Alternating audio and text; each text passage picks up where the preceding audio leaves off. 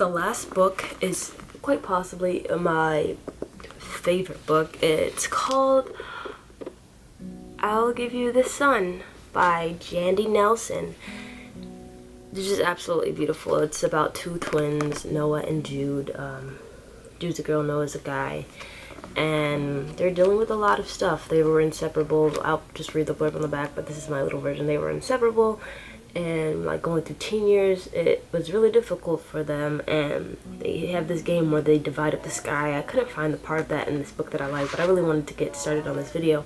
But if I find it again, I'll make I'll insert a little clip in one of the future VEDO vids. So yeah, I just found that really beautiful. Oh, there's a little part on here that's gonna get in the way when I'm reading the blurb. Okay. At first, Jude and her twin brother are Noah and Jude, inseparable. Noah draws constantly and is falling in love with charismatic boy next door, while daredevil Jude cliff dives and does all the talking for both of them. Years later, they are barely speaking. Something has happened to change the twins in different yet equally devastating ways, but then Jude meets an intriguing, irresistible boy and a mysterious new mentor. The early years are Noah's to tell. The later years are Jude's. But they each have only half the story, and if they can find their way back to one another, they'll have a chance to remake the world. It's about basically a revolution, like revolutionary thinking and creating, and just this is way up my alley. So I'm gonna read the scene that I'm gonna read a pretty good scene. The next night at dinner, Mom announces that Grandma's sweet wine joined her for a ride in the car that afternoon with a message for Jude and me. Only Grandma's dead. Finally, Jude exclaims, falling back in her chair. She promised me.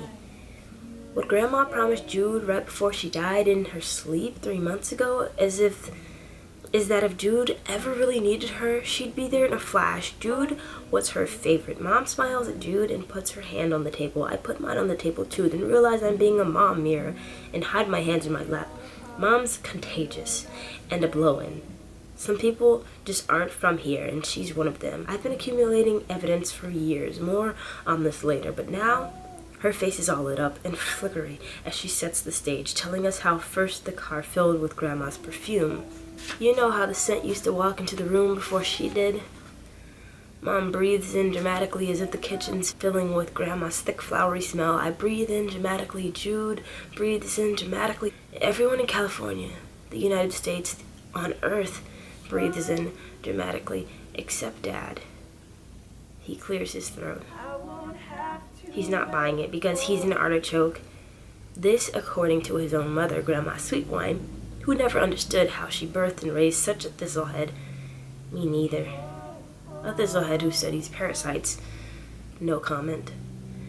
I glance at him with his lifeguard-like tan and muscles, with his glow-in-the-dark teeth, with all his glow-in-the-dark normal, and feel the curdling, because what would happen if he knew?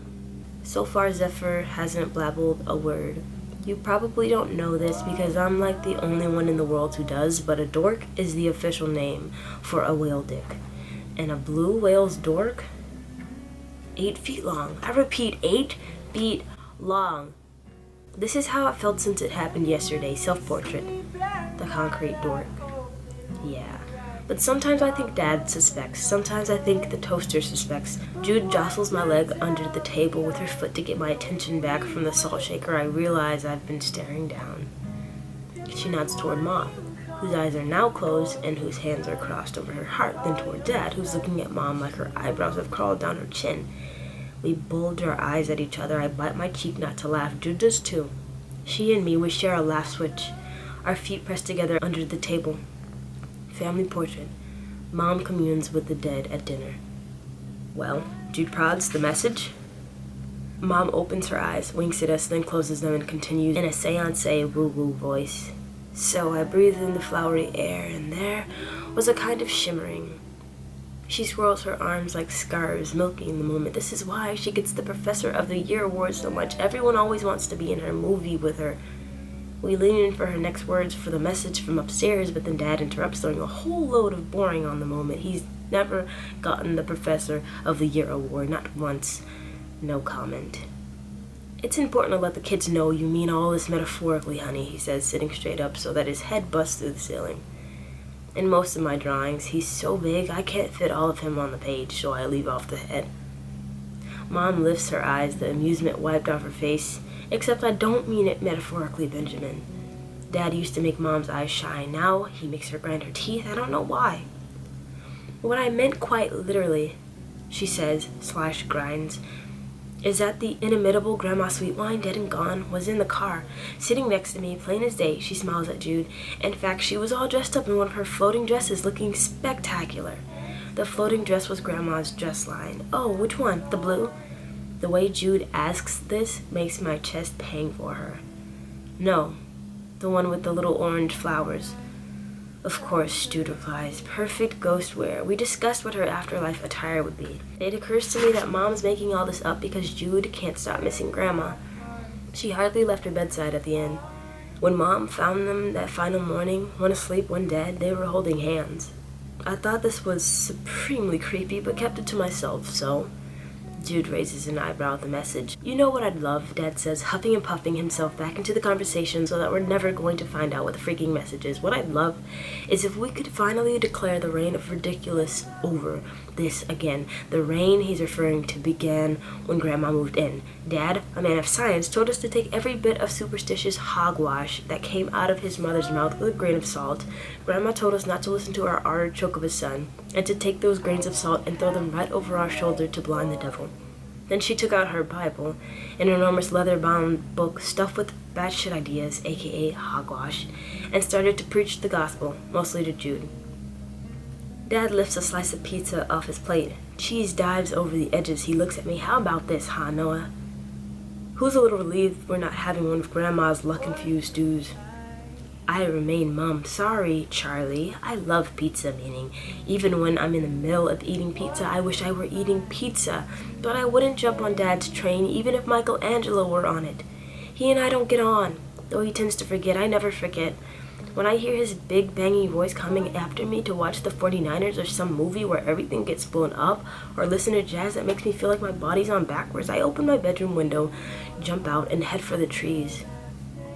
Occasionally, when no one's home, I go into his office and break his pencils. Once, after a particularly toilet-licking Noah the Broken Umbrella talk, when he laughed and said if Jude weren't my twin, he'd be sure I come about from parthenogenesis. Look it up.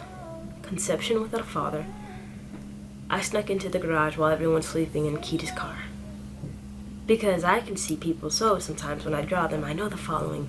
Mom has a massive sunflower for her soul, so big there's hardly any room in her for organs. Dude and me have one soul between us that we have to share. A tree with its leaves on fire. And Dad has a plate of maggots for his. Jude says, do you think Grandma didn't just hear you insult our cooking? That would be a resounding no, Dad replies, then hovers into the slice.